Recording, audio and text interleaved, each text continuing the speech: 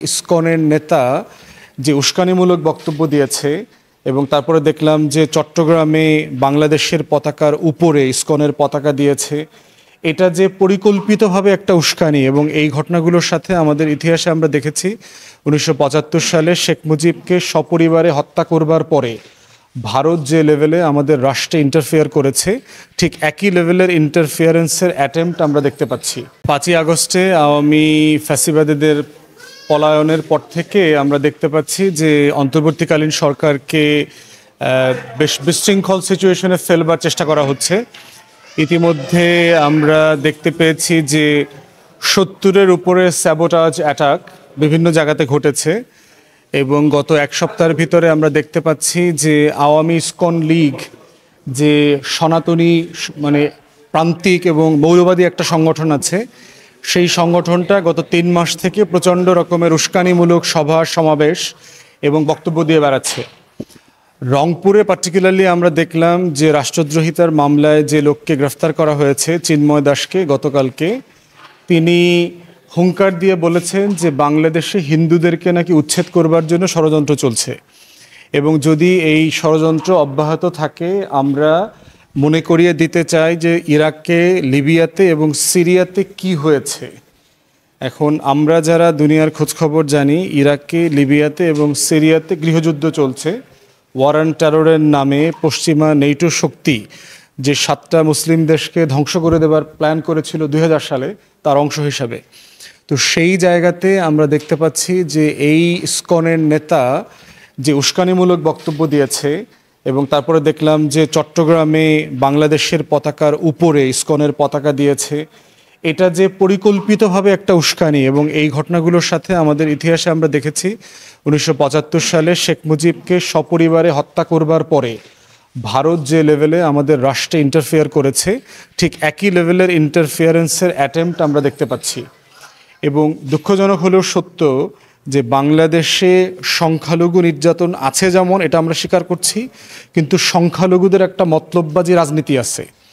এই সংখ্যালঘুদের মতলববাজি রাজনীতিটা বাংলাদেশের জনগণের মধ্যে যে কমিউনিটির যে একটা হারমোনি ছিল, সবার ভিতরে যে একটা আন্তঃসাম্প্রদায়িক যে একটা সম্পর্ক ছিল, ভালোবাসা ছিল, একজনের প্রতি আরেকজনের দরদ ছিল, এই দরদটাকে এফেক্ট করছে। এবং ভারত যেহেতু এই বাংলাদেশের মতলববাজি সংখ্যালঘু রাজনীতিটা নিয়ন্ত্রণ করে, তার জন্য এটার কারণে যেটা হচ্ছে যে শুধু বাংলাদেশের হিন্দুরা ইনসিকিউরিটির মধ্যে পড়ছে না, বরং হচ্ছে ক্রস বর্ডার রিলেশনশিপ কিন্তু আমাদের এফেক্ট হচ্ছে। এবং মনেই হচ্ছে যে ভারত এটা পরিকল্পিতভাবে করছে। রয়ের যারা অফিসিয়ালরা আছেন, আওয়ামী লীগকে পুনর্বাসন করবার জন্য যে দিল্লির অ্যাডমিনিস্ট্রেশন দিনরাত কাজ করছেন, এবং অফকোর্স বেগম লক্ষণ সেনের যে মির্জাফরিও, রায়দুল্লভ, উমিচাঁদ এবং জগৎ শেট্টার এখনও বাংলাদেশে রয়ে গেছেন, তারা দিনরাত এই কাজগুলো করে যাচ্ছেন। তো এই জন্য আওয়ামী ইসকন লীগকে আমরা বলছি যে আপনারা যারা বাংলাদেশের নাগরিক কিন্তু আপনারা আওয়ামী লীগ হয়ে বাঁচতে চান না, শুধুমাত্র বাংলাদেশের নাগরিক হয়ে থাকতে চান, আপনাদের অবস্থাটা পরিষ্কার করতে হবে। আওয়ামী ইসকন লীগ থেকে আপনাদের নিজেদের স্বতন্ত্র সত্তা বের করে নিয়ে আসতে হবে। আপনারা বাংলাদেশের নাগরিক, আপনাদের শতভাগ অধিকার সংবিধান সম্মতভাবে অন্য 10 জনের মতোই করে দেয়া আছে। সেটা 5ই আগস্টের পরে আমরা দেখেছি যে বাংলাদেশের বিভিন্ন হিন্দু বসতি, মহল্লা, পাড়া, মন্দির, দোকানপাট, বাসস্থানকে কিভাবে মুসলমানরা, ইসলামী দলের লোকজন, আলেম ওলামায়ে কেরামরা, মাদ্রাসার ছেলেমেয়েরা মিলে দিন রাত রোটেশন করে পাহারা দিয়েছে। চট্টগ্রামে আমরা এটা দেখেছি, ঢাকাতে দেখেছি। গত দুর্গাপূজার যে মণ্ডপ হয়েছে প্রায় 40,000 সারা বাংলাদেশে, এই মন্দিরগুলো, মণ্ডপগুলো মুসলমানরাই কিন্তু আপনাদেরকে দিন রাত পাহারা দিয়ে রেখেছে। মুসলমান সংগঠনগুলো, ইসলামী সংগঠনগুলো, রাজনৈতিক দলগুলো, ছাত্ররা সবাই মিলে সেটা করেছে। কিন্তু এটাকে তো আপনারা সম্মান করছেন না। এই যে আমাদের ভালোবাসা, আমাদের যে নিঃস্বার্থ নাগরিক মহব্বতের যে জায়গাটা, দায় এবং দরদের জায়গাটা, সেই জায়গাটাকে আপনারা সম্মান করছেন না, শ্রদ্ধা করছেন না। শ্রদ্ধা না করে যেটা করছেন যে আপনারা আওয়ামী ইসকন লীগের সমাবেশে যাচ্ছেন, যেখানে ম্যাক্সিমাম আমরা জানতে পারছি তারা হচ্ছে যুবলীগ, ছাত্রলীগ, শ্রমিক লীগের গুন্ডা বাহিনী এবং কেউ কেউ হিন্দু আছেন। তাহলে আপনারা যদি এই রকম হিন্দুদের সনাতনী সমাবেশের ব্যানারে আওয়ামী লীগকে পুনর্বাসন করতে চান, শুধুমাত্র দিল্লির এজেন্ডা বাস্তবায়ন করবার জন্য, গণ অভ্যুত্থানের পরবর্তী সম্পর্ক রক্ষার জন্য কি এটা ভালো হবে? বাংলাদেশ অস্থির হয়ে গেলে কি আপনারা স্থির থাকবেন?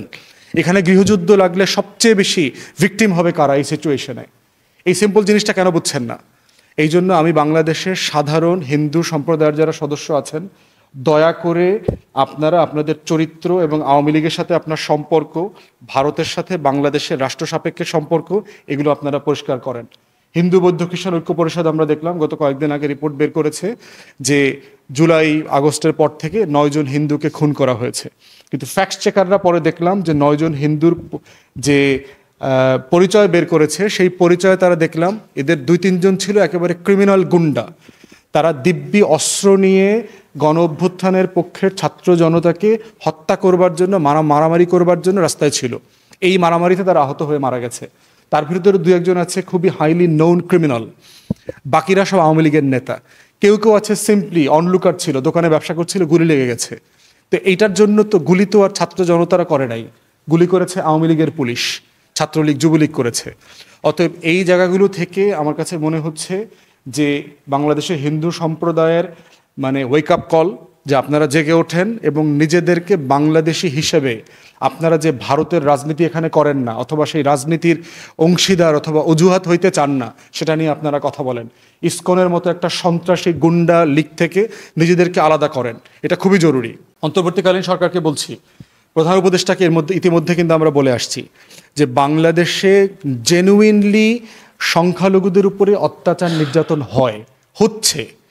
বারাকাতের মতো একটা বাটপার আওয়ামী অর্থনীতিবিদ, সেও কিন্তু বলেছে যে বাংলাদেশে অর্পিত সম্পত্তি যেগুলো আছে হিন্দুদের, এগুলো দখল করা, মেয়েদেরকে ধর্ষণ করা, দোকানপাট অথবা দেশ ছেড়ে চলে যেতে বাধ্য করার পিছনে সবচেয়ে বেশি দায়ী হচ্ছে আওয়ামী লীগ। অতএব আমরা প্রধান উপদেষ্টাকে অনুরোধ করেছি, আপনি গত 53 বছরে আমাদের সংখ্যালঘুদের দুঃখ, কষ্ট, গল্প, বেদনা, আকাঙ্ক্ষা, প্রত্যাশা এগুলো বোঝার জন্য একটা কমিশন করেন। এবং এই কমিশনটা শুধু হিন্দুদের জন্য না, আমাদের যে 72টা কমিউনিটি আছে মাইনরিটি, তাদের প্রত্যেকের কষ্টের গল্পটা শোনা দরকার, তাদের বঞ্চনার গল্পটা শোনা দরকার। এবং নাগরিক হিসাবে আমাদের দায় এবং দরদের জায়গা থেকে এই প্রত্যেকটা মাইনরিটির অধিকার কিভাবে আমরা আপহোল্ড করতে পারি, রক্ষা করতে পারি, সেটার জন্য আমাদের কাজ করা দরকার। সেটা ইমিডিয়েটলি করেন এবং 16 বছরের যে দায় দেনার হিসাব জমেছে আওয়ামী ফ্যাসিবাদের আমলে, আমাদের মাইনরিটিরা কিভাবে নির্যাতিত হয়েছে, বঞ্চিত হয়েছে, সেই গল্পগুলো তুলে আনেন। সর্বশেষ হচ্ছে আইনশৃঙ্খলা বাহিনীকে বলছি যে আপনারা যে ডেপ্লয়েড সেনাবাহিনী আছে, সশস্ত্র বাহিনীর সদস্যরা এবং গোয়েন্দা সংস্থা, আপনারা কিন্তু সিরিয়াসলি ফেল করেছেন আপনাদের দায়িত্ব পালন করতে। অতএব সেই জায়গাতে কোথায় কোথায় কাজে দায়িত্বে ফেইলিয়ার আছে, এই ফেইলিয়ারগুলো আইডেন্টিফাই করা দরকার, এগুলোর উপর অ্যাকশন নেওয়া দরকার। যারা যারা রেসপন্সিবল, যারা যারা ইনফরমেশন কনভে করছে না, রাইট টাইমে গোয়েন্দা তথ্য সরকারের সাথে শেয়ার করছে না, তাদেরকে জবাবদিহিতার মধ্যে আনা দরকার। আর সর্বশেষ হচ্ছে আমাদের একটা জাতীয় তর্ক, গণমাধ্যম থেকে শুরু করে সব জায়গাতে এই তর্কগুলো, আলাপগুলো আসা দরকার যে আমাদের সংখ্যালঘুদের সংকট কোনটা, আকাঙ্ক্ষা কোনটা, এবং আওয়ামী ফ্যাসিবাদীদের অজুহাতের ঢাল হিসাবে ব্যবহার হওয়ার যে রাজনীতি, সেখান থেকে তাকে কীভাবে রক্ষা করা যায়। এই ন্যাশনাল ট্রমাটা আমাদের কালেকটিভলি অ্যাড্রেস করতে হবে।